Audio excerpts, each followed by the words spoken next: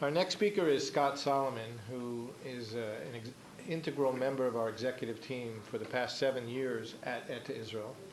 He has a very comprehensive background in finance, in business, and in strategic planning.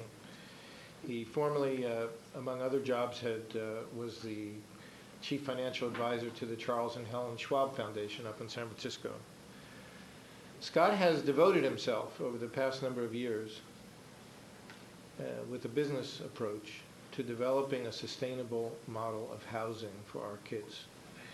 And he's going to talk about how to build a program that works. Scott Solomon.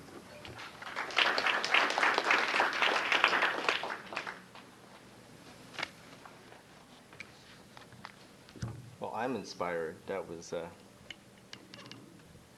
I'll tell you, I worked in, for the last 15 years or so, as Michael just said, I have been working almost exclusively with nonprofits dealing with programs and services in the special needs area. For a dozen years before that, I worked in finance. And I can tell you, I didn't get this sort of feeling working there. One of the things that I can tell you I've learned over the last 15 years is that it's really important to get your strategy right, okay? You can't be everything to everybody. We know that.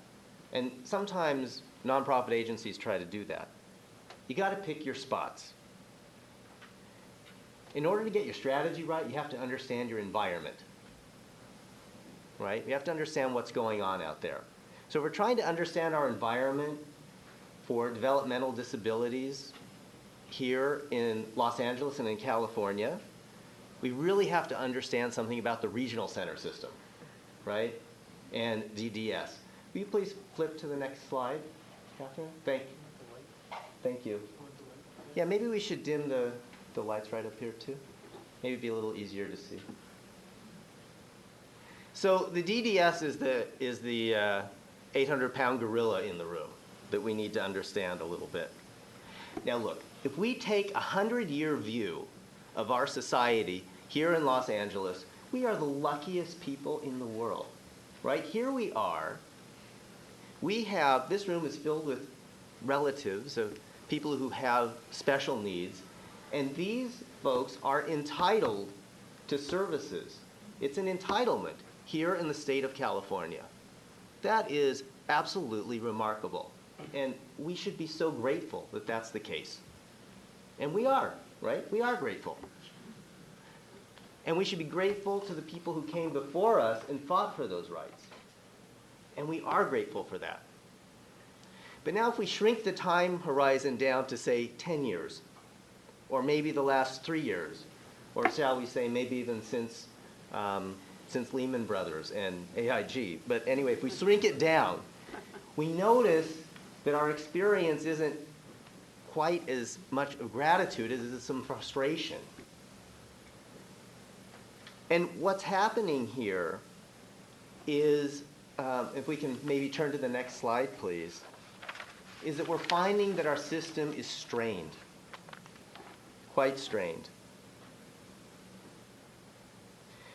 A recent report came out, and by the way, if you want to see a copy of this report, please be sure to let me know, out of UCLA, just this month actually, discussing some of these strains.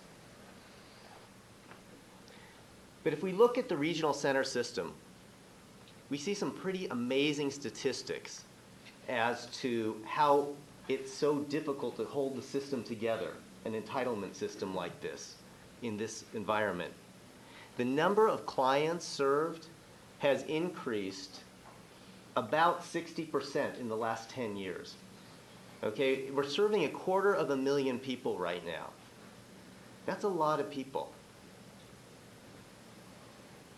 Not only are we serving 250,000 people, the people we're serving, it's costing us more to serve, in large part because they're getting older.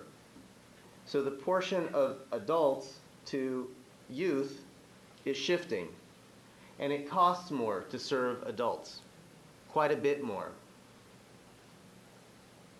And all of this is taking place in an environment that, shall we just say, Sacramento is having some budgetary problems, right? It's not so easy to keep the money flowing. So, Marilyn, you and I were just talking before about some of the programs, that one of the programs that Max is in, they're suffering, they're seeing cutbacks from the regional center. We've seen everybody is seeing cutbacks from the regional center. It's a $4.5 billion budget. Marilyn was saying that already something like 700 million has been taken out. There's another half a billion that may be taken out this coming year. So the environment that we looked at in designing JHI, we had to understand that although the regional center is wonderful and we're very lucky to live in this state, we can't look at it to provide everything that we know our young adults need. We can't look to it to provide everything that we know our young adults need. And frankly, they know our young adults need as well, even according to their own guidelines, but there just isn't quite enough funding for it anymore. We want our adults to lead full, meaningful, independent Jewish lives. And may I ask you to please turn to the next slide. I mentioned strategy in the beginning. JHI's sweet spot, our strategic sweet spot, is to say, okay, let's help you get everything that you possibly can from the regional center. And let's build from there as a community, as a Jewish community, and as parents. Let's build from there, and let's fill in the parts that we're not going to get so that our young adults can live these full, meaningful Jewish lives. Okay, I wanted to give you that background now, and now Michael will talk more specifically about the details of JHI. Thank you.